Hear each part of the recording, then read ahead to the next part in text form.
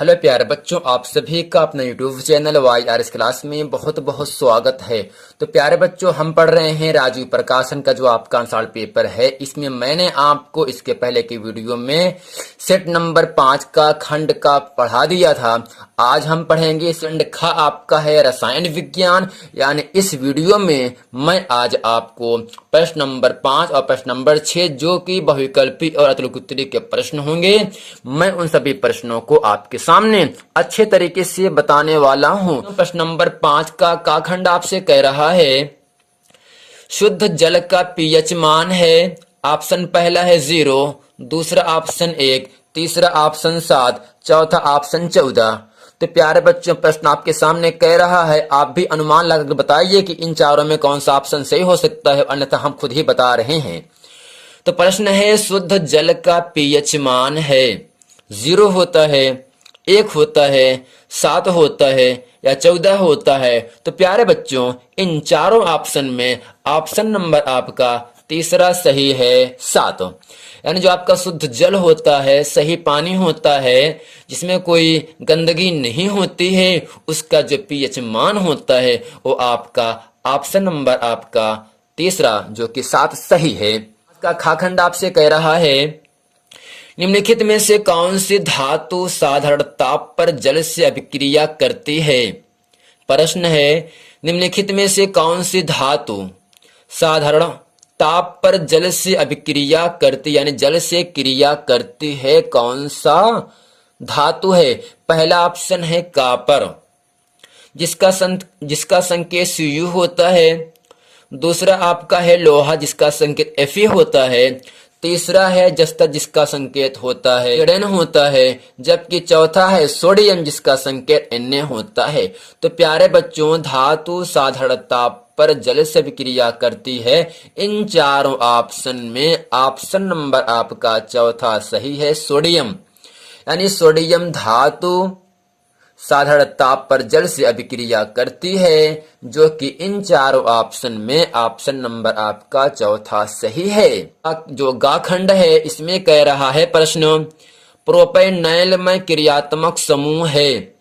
यानी प्रोपेनॉल में क्रियात्मक समूह है। पहला ऑप्शन है bond CHO greater than carbon double bond oxygen.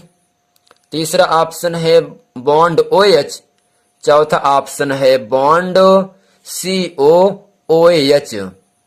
तो प्यारे बच्चों, यहां से कह रहा है प्रोपेनॉल में क्रियात्मक समूह है, जो कि इन चारों ऑप्शन में ऑप्शन नंबर आपका तीसरा सही है, bond OH। Propanol, butanol, pentanol, सब में जो आपका क्रियात्मक समूह होता है वो आपका OH समूह होता है। OH का मतलब ऑल लगा होता है।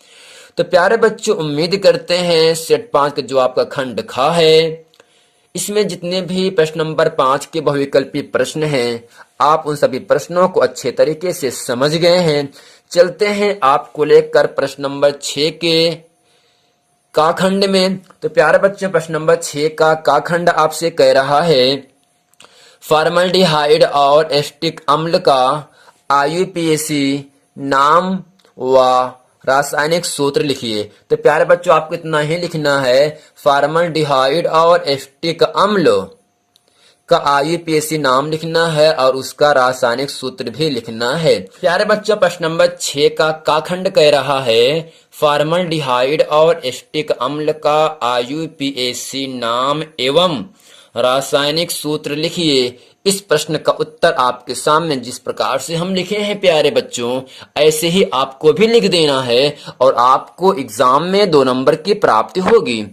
इसमें हम लिखे हैं फॉर्मल्डिहाइड का IUPAC नाम मेथेनॉल होता है, जबकि फॉर्मल्डिहाइड का सूत्र होता है प्यारे बच्चों HCHO होता है।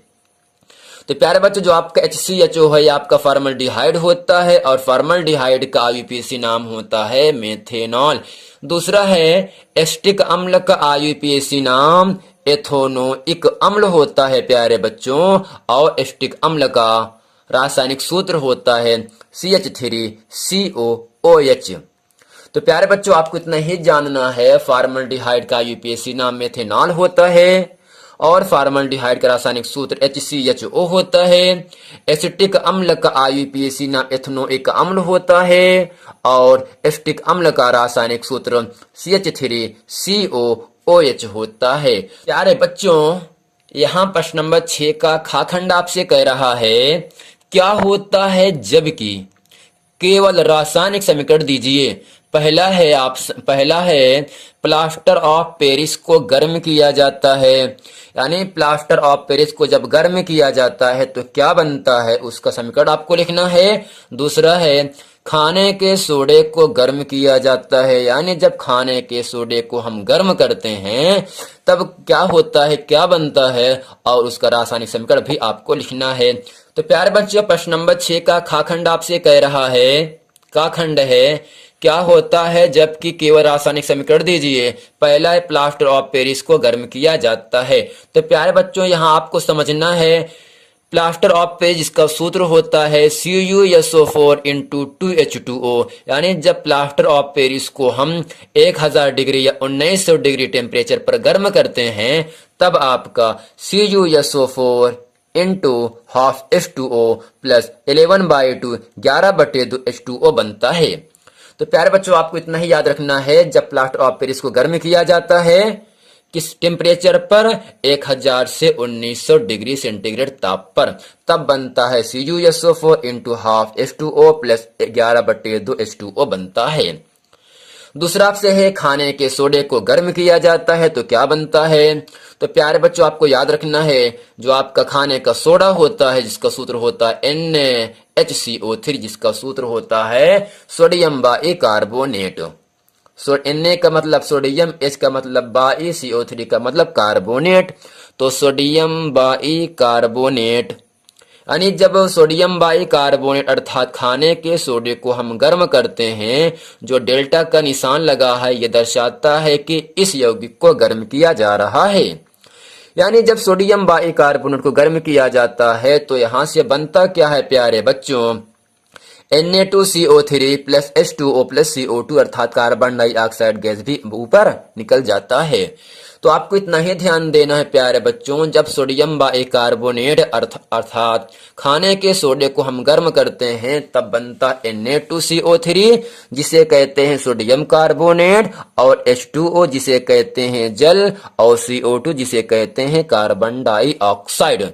तो प्रिय छात्रों, प्रश्न नंबर 6 का गा खंड आपसे कह रहा है परमाणु क्रमांक 17 वाले तत्व का आवर्त सारणी में वर्ग व आवर्त लिखिए।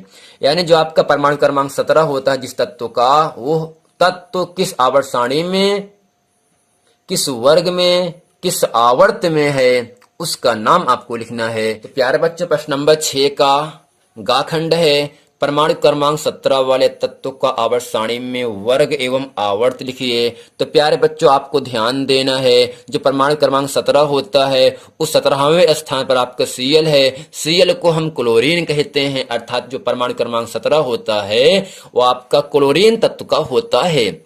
अब प्यारे बच्चों, क्लोरीन का हम जब इलेक्ट्रॉनिक विन्यास करते हैं तो 2 8 7, शायद उम्मीद करते हैं इस इलेक्ट्रॉनिक विन्यास को आपको अच्छे तरीके से याद है, इस तरह से ही बनाया जाता है कि Li आपके कोश होते हैं, पहले में 2, दूसरे में 8, तीसरे में 18, चौथे में 32 इलेक्ट्रॉन पूर्ण रूप से भरे जाते हैं।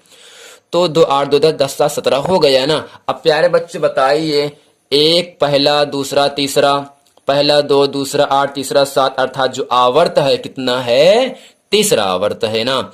अब 7 है, यानी किस वर्ग में है, 7वें वर्ग में है। यानी जो आपका क्लोरीन तत्व है आप जिसका परमाणु क्रमांक 17 होता है वो तीसरे आवर्त में है और 7 है, अर्थात 7वें वर्ग में है। तो प्यारे बच्चों, प्रश्न नंबर 7 का खंड है और खा खंड दोनों हम बताएंगे साथ में। पहला का खंड है खनिज तथा अयस्क की परिभाषा एवं उदाहरण द्वारा लिखिए। यानी खनिज किसे कहते हैं, अयस्क किसे कहते हैं, इन दोनों को लिखना है परिभाषा और दोनों को उदाहरण भी देना है। तो प्यारे बच्चों, प्रश्न नंबर 7 का खंड कह रहा है खनिज तथा अयस्क की परिभाषा एवं उदाहरण से द्वारा समझाइए। तो सबसे पहले हम हेडिंग करके लिखेंगे खनिज। खनिज में लिखेंगे पृथ्वी की परत में स्वाभाविक रूप से मिलने वाली वस्तु जैसे मिट्टी खनिज कहलाते हैं, यानी पृथ्वी के अंदर से।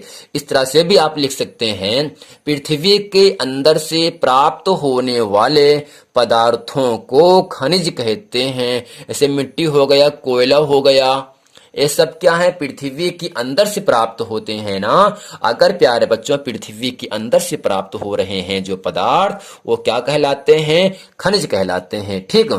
दूसरा है अयस्क, इसमें लिखा है खनिज जिससे धातु को प्राप्त किया जाता है। इस तरह से भी लिख सकते हैं, जिन खनिजों का धातु का निष्कर्षण कम खर्च में किया जाता है उसे अयस्क कहते हैं। जैसे क्या हो गया, कॉपर Ar हो गया, Cu और Ar हो गया। तो प्यारे बच्चे प्रश्न नंबर 7 का खा खंड आपसे कह रहा है, मेंडलीफ की आवर्त नियम और आधुनिक आवर्त नियम लिखिए। तो सबसे पहले हम काले पेन से हेडिंग करके लिखेंगे मेंडलीफ की आवर्त नियम, यानी मेंडलीफ ने आवर्त नियम में क्या बतलाया, क्या बताया था। तो इसमें लिखेंगे हम नंबर 1 करके, मेंडलीफ ने आरंभ में, यानी मेंडलीफ ने शुरू में 63 तत्वों को आवर्त सारणी में रखा। यानी जो इनका पहला पॉइंट है, तो मेंडलीफ ने क्या बतलाया, मेंडलीफ ने आरंभ में, शुरू में 63 तत्वों को आवर्त सारणी में रखा। दूसरा है, मेंडलीफ ने तत्वों के लिए खाली स्थान छोड़ दिए ताकि बाद में वे खोज होने के बाद उस स्थान पर फिलअप किए जा सके। दूसरा है आधुनिक आवर्त नियम, इसमें हम लिखेंगे मेंडलीफ का नंबर 1 करके, आधुनिक आवर्त सारणी में तत्वों को स्थान दिया गया है। यानी जो आपका आधुनिक आवर्त नियम है, इनमें जो तत्व होते हैं, अर्थात जो तत्व कितने हैं प्यारे बच्चों, 118 तत्व हैं। यानी आधुनिक आवर्त सारणी में 118 तत्वों को स्थान दिया गया। दूसरा है, आधुनिक आवर्त सारणी में सभी तत्व सही से व्यवस्थित हैं।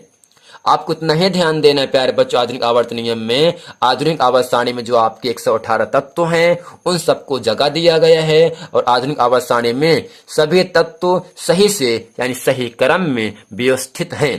तो प्यारे बच्चों, उम्मीद करते हैं खंड ख अर्थात रसायन विज्ञान के जितने भी बहुविकल्पीय और अतिलघुत्तरीय के महत्वपूर्ण प्रश्न थे, मैं आज इस वीडियो में आपको अच्छे तरीके से बता दिया। तो उम्मीद करते हैं ये पूरा वीडियो प्रश्न आपको समझ में आया है। अगर प्यारे बच्चों वीडियो समझ में आया है तो कमेंट करने में और सब्सक्राइब करने में आप कंजूसी मत करिएगा, वरना आपका ही नुकसान होगा। मिलते हैं अगले वीडियो में, तब तक के लिए थैंक यू।